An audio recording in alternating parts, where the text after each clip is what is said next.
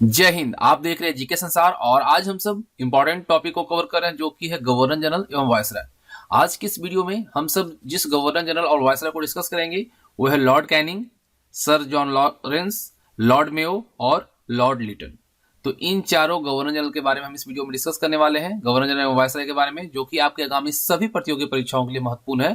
तो आप इस वीडियो को एंड देखिएगा और अगर आप हमारे चैनल में पहली बार आ रहे हैं तो चैनल को सब्सक्राइब कर ऑल नोटिफिकेशन जरूर ऑन कर लीजिएगा। तो चलिए सेशन को स्टार्ट करते हैं और सबसे पहले हम बात करते हैं लॉर्ड कैनिंग के बारे में, जिसका कार्यकाल 1856 से लेकर 1864 तक रहा था।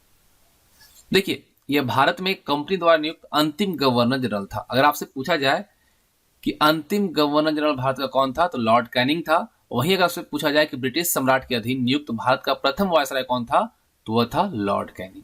अंतिम गवर्नर जनरल और भारत का प्रथम वायसराय जो था वो था लॉर्ड कैनिंग, जिसका कार्यकाल रहा था 1856 से 64 तक। भारत का शासन कंपनी के हाथों से सीधे ब्रिटिश सरकार के नियंत्रण में ले लिया गया था। लॉर्ड कैनिंग ने क्या किया, 500 रुपए से अधिक जितने भी आय करने वाले लोग थे उन पर आयकर लगा दिया, इनकम टैक्स लगा दिया और आयात पर 10% और निर्यात पे 4% टैक्स जो है, कर जो है वो निश्चित किया। मैकाले के द्वारा जो प्रारूपित दंड संहिता थी उसको 1858 ईस्वी में कानून बना दिया और 1859 में अपराध संहिता लागू की गई। 1860 में मैकाले द्वारा तैयार जो की गई थी भारतीय दंड संहिता और 1861 में फौजदारी विधि, इसको संहिता का निर्माण जो किया किसने किया, लॉर्ड कैनिंग ने करवाया। ठीक है, और इसी के समय में 1857 का विद्रोह हुआ था जो कि आप जानते हैं कमल और चपाती इसका प्रतीक चिन्ह था।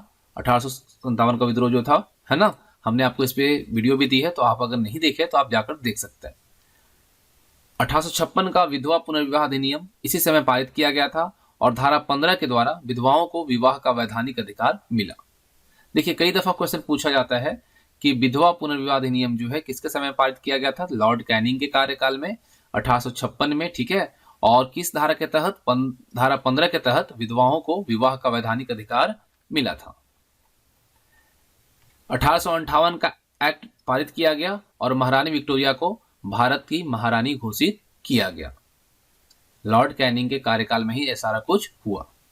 1857 ईस्वी में बंबई, कलकत्ता और मद्रास में विश्वविद्यालय की स्थापना की गई और 1861 में जो अगर हम बात करें तो 1861 का भारतीय परिषद अधिनियम पारित किया गया और भारतीय उच्च न्यायालय अधिनियम 1861 के तहत कलकत्ता, बंबई और मद्रास में एक एक हाई कोर्ट की स्थापना की गई।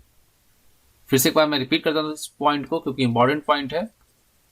1861 का भारतीय परिषद अधिनियम पारित किया गया और भारतीय उच्च न्यायालय अधिनियम 1861 के तहत कलकत्ता, बंबई और मद्रास में एक एक उच्च न्यायालय यानी हाईकोर्ट की स्थापना की गई थी लॉर्ड कैनिंग के कार्यकाल में। अगला आता है आपका सर जॉन लॉरेंस, जिसका कार्यकाल 1864 से 1869 तक रहा था और इसके कार्यकाल में भूटान ने आक्रमण किया था 1865 में और इसी के समय में उड़ीसा में 1866 में और बुंदेलखंड और राजपूताना में 1868-69 में भीषण अकाल पड़ा था और इस अकाल से निपटने के लिए इसने क्या किया, चैंपबेल हेनरी के नेतृत्व में एक अकाल आयोग का गठन किया था। 1865 में इसके द्वारा भारत एवं यूरोप के बीच प्रथम समुद्री टेलीग्राफ सेवा शुरू की गई थी और सर जॉन लॉरेंस को रिंग फेंस का जनक माना जाता है, जनक कहा जाता है और इस नीति को शानदार निष्क्रियता के नाम से भी जाना जाता है। किसे, रिंग फेंस, रिंग फेंस को शानदार निष्क्रियता के नाम से भी जाना जाता है, अहस्तक्षेप नीति। ठीक है, चलिए अब हम बात करते हैं लॉर्ड मेयो के बारे में। लॉर्ड मेयो का कार्यकाल अगर हम जाने तो 1869 से 1872 तक रहा था और लॉर्ड मेयो को भारत में वित्तीय विकेंद्रीकरण का जनक तौर पे जाना जाता है, माना जाता है। लॉर्ड मेयो ने अजमेर में मेयो कॉलेज की स्थापना की थी और इसके समय में ही भारतीय सांख्यिकी सर्वेक्षण की स्थापना हुई थी। भारत में प्रथम जनगणना जो है वो 1872 में लॉर्ड मेयो के कार्यकाल में ही हुआ था, लेकिन ये असफल रहा था। लॉर्ड मेयो ने 1872 में एक कृषि विभाग की स्थापना की थी और लॉर्ड मेयो की जो हत्या है उसके अपने कार्यकाल के दौरान ही हुई थी और एक कहां पे हुआ था, अंडमान निकोबार में, और एक अफगान द्वारा इसकी हत्या की गई थी। अब हम बात करते हैं लॉर्ड लिटन के बारे में। इसका कार्यकाल अगर हम जाने तो 1876 से 1880 तक रहा था। लॉर्ड लिटन जो था एक प्रसिद्ध उपन्यासकार, निबंध लेखक और साहित्यकार था।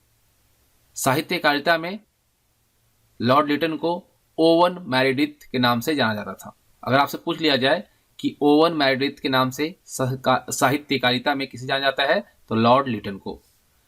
लॉर्ड लिटन के समय में मुंबई, मद्रास, हैदराबाद, पंजाब एवं मध्य भारत में भयानक अकाल पड़ा था। लॉर्ड लिटन रिचर्ड स्ट्रेची की अध्यक्षता में, किसकी? रिचर्ड स्ट्रेची की अध्यक्षता में 1878 में एक अकाल आयोग का गठन किया था। ठीक है। लिटन ने 1877 में दिल्ली में एक भव्य दरबार का आयोजन किया, जिसमें महारानी विक्टोरिया को कैसर-ए-हिंद की उपाधि प्रदान की गई थी। अगर आपसे पूछ लिया जाए कि महारानी विक्टोरिया को कैसर-ए-हिंद की उपाधि किस वायसराय को कार्यकाल में दिया गया था, तो लॉर्ड लिटन के कार्यकाल में।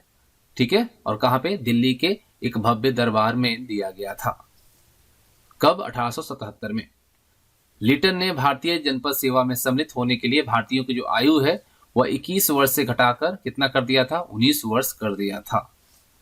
लिटन ने प्रेस पर प्रतिबंध लगाने के लिए 1878 ईस्वी में वर्नाकुलर प्रेस एक्ट लागू किया। कई बार पूछा गया पेपर में, वर्नाकुलर प्रेस एक्ट किसने लागू किया था? तो लिटन ने किया था। और कब किया था? 1878 में किया था।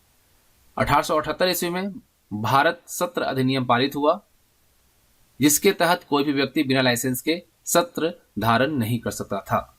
ठीक है। 1878 में भारत सशस्त्र अधिनियम पारित किया गया, जिसके तहत कोई भी व्यक्ति बिना लाइसेंस के कोई भी बंदूक वगैरह, गन वगैरह नहीं खरीद सकता है, नहीं रख सकता था।